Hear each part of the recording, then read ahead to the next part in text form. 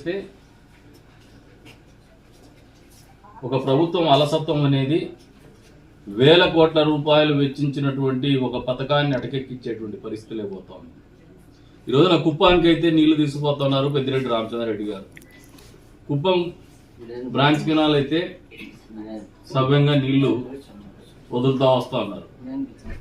అదే main branch canal కదిరిది ఏదైతే ఉందో దాంట్లోకైతే ఇంతవరకు ఒక ట్రయల్ రన్ తప్పితే నీళ్ళు ఇచ్చినటువంటి పాపాన్ని పోలేదు. అంటే బలమైనటువంటి నాయకత్వము, అధికారం చలాయించగలిగినటువంటి నాయకత్వం ఉండేటువంటి పెద్దిరెడ్డి రామచంద్రారెడ్డి హయాంలో ఆయన పుంగనూరుకు తాగునీళ్లు తీసుకోవాలనే ఆలోచనతో కుప్పం బ్రాంచ్ కెనాల్ నీళ్ళు ఇవ్వగలిగినారు. కానీ మిగతా పెద్ద ఎత్తున తలుపుల మండలం కావచ్చు, ఎనిపికుంట మండలం కావచ్చు, ఈ రెండు మండలాల్లో రైతాంగానికి నీళ్ళు ఇచ్చేటువంటి ఆలోచనతో రూపకల్పన చేసినటువంటి మెయిన్ బ్రాంచ్ కెనాలు, తద్వారా కిందికి మళ్ళీ కడప జిల్లా కూడా నీళ్ళు ఇచ్చేటువంటి కార్యక్రమం, ఇవన్నీ కూడా అటకెక్కించినటువంటి పరిస్థితి.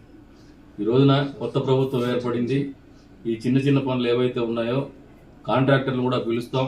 కాంట్రాక్టర్లు ఏదైతే అలసత్వం వహిస్తున్నారో దాని కారణాలు కనుక్కుంటాం. అవసరమైతే క్రమశిక్షణ చర్యలు తీసుకొని కాంట్రాక్టర్ మార్చుకోనైనా కూడా పనులు వేగవంతం చేస్తాం. అతి తొందరలోనే కార్యాచరణ రూపొందించుకుంటాం. మళ్ళీ మీతో కూడా మాట్లాడతాం. ఒక టైం బౌండ్ ప్రోగ్రామ్ పెట్టుకుంటాం. ఇప్పటికిప్పుడు నేనైతే టైం చెప్పలేను, ఎందుకంటే బేసిక్గా ఈరోజే నేను కాలం వెంబడితో నడవడం జరిగింది. అలైన్మెంట్ వెంబడిగా టెక్నికల్ ప్రాబ్లమ్స్ ఏంది, దాంట్లో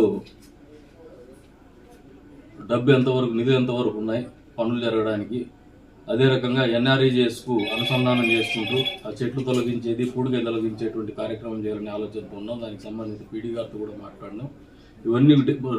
ఇవన్నీ కూడా కన్వర్జెన్స్ చేసుకుంటేనే ఒక అవుట్పుట్ వస్తుంది. దాన్ని అన్నింటినీ అయిన తర్వాత మళ్ళీ మీ అందరికీ కూడా, ప్రజలందరికీ కూడా తెలియపరుస్తాం ఎన్ని రోజుల్లో నీళ్ళు ఇవ్వగలమని చెప్పేసి. అంతేకాకుండా పైనుంచి వచ్చే నీరు కూడా కింది టేల్ పాయింట్ వరకు పుష్ చేయడానికి ఖచ్చితంగా ఏ రకంగా దీన్ని డిజైన్ చేస్తున్నామో, ఏ ప్రాంతం చిట్ట చివరి ఆయకట్టు వరకు కూడా నీళ్లు అందించేటువంటి దిశగా అది సఫలీకృతమైనంత వరకు కూడా మా ఆలోచన కానీ మా కార్యాచరణ కానీ ఉంటుందని చెప్పేసి కూడా తెలియజెప్తాను. ఒక జగన్మోహన్ రెడ్డి విపుల ముఖ్యమంత్రి, పక్కనే ఉన్నటువంటి కూతవేడు దూరంలో ఉన్నటువంటి జగన్మోహన్ రెడ్డి కదిరికి చేసినటువంటి అన్యాయంగానే మేము చూస్తున్నాం. ఖచ్చితంగా కదిరికి అయితే అన్యాయమే జరిగింది. అందరి నివాసు జలస్రవంతిలో వచ్చే రోజుల్లో ఏదైతే తెలుగుదేశం ప్రభుత్వ హయాంలో జరిగేది కార్యక్రమం తప్పితే ఈయన చేసినది 43 కోట్ల రూపాయల పనులు కూడా చేయలేనటువంటి పరిస్థితిలోకి పోయినాడు. వచ్చే రోజుల్లో చిన్న చిన్న పనులు ఏమున్నాయి అవన్నీ కూడా మేమే పూర్తి చేస్తాం. మా చేతుల మీద రైతాంగానికి కూడా నీళ్ళు ఇస్తామని చెప్పేసి కూడా తెలియజేస్తాం. ప్రధానమైనటువంటి సమస్య కాంట్రాక్టర్ల అలసత్వం, పర్యవేక్షణ లోపించడం. చిన్న చిన్న పనులు పెండింగ్ ఉంటే కూడా ఇంత పెద్ద ప్రాజెక్ట్, దాదాపు ప్రజాధనం 600 కోట్ల పైచిలకు వెచ్చించినటువంటి ప్రాజెక్ట్ ఈ నియోజకవర్గంలో ఏ ఆలోచనతో, ఒక బృహత్తరమైనటువంటి సంకల్పంతో ముందుకు తీసుకొచ్చినారు. రైతాంగానికి, కరువు ప్రాంతమైనటువంటి అనంతపురం జిల్లా రైతాంగానికి నదీ జలాలు ఇవ్వడం అంటే అదొక కళ, అది ఒక స్వప్నం. అటువంటిది సాకారం చేయాలని పట్టుదలతో చంద్రబాబు నాయుడు గారు ప్రయత్నం చేస్తే మారినటువంటి ప్రభుత్వం జగన్మోహన్ రెడ్డి గారికి అవకాశం వస్తే దాన్ని పూర్తిగా తుంగలో దొక్కినారు.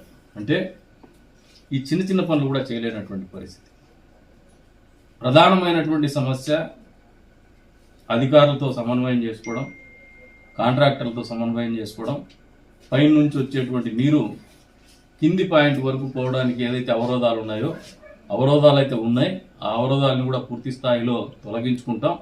అంతేకాకుండా ఇంకా అక్కడక్కడ స్ట్రక్చర్స్ కొన్ని పెండింగ్ ఉన్నాయి. ఆక్విడక్ట్ల పైన స్లాబ్ కావచ్చు, అదే రకంగా పట్నం గ్రామంలో రైతాంగం పొలాలు రెండు వైపులా, కాలువకు రెండు వైపులా ఉన్నటువంటి పరిస్థితుల్లో వాళ్ళు కూడా ఒక బ్రిడ్జ్ అడగడం, ఇంకా 2-3 చోట్ల కూడా అటువంటి డిమాండ్ రావడం, ఎనిపికుంట మండలంలో కూడా వీటన్నింటినీ పరిష్కరించే దిశగానే మేము ముందుకు పోతాం. అంతేకాకుండా వచ్చే రోజుల్లో ఇంకా మేము కుప్పం బ్రాంచ్ కెనాల్ ఎంబడితో పోలేదు, ఆల్రెడీ నీళ్ళు వస్తున్నాయి. మళ్ళీ గత ప్రభుత్వం హయాంలో ఒక 46 కోట్లతో అడ్మినిస్ట్రేటివ్ శాంక్షన్ తీసుకొచ్చినారు గాండపేంట మండలానికి చెరువులకు నీళ్ళు ఇచ్చేటువంటి కార్యక్రమం అని చెప్పేసి.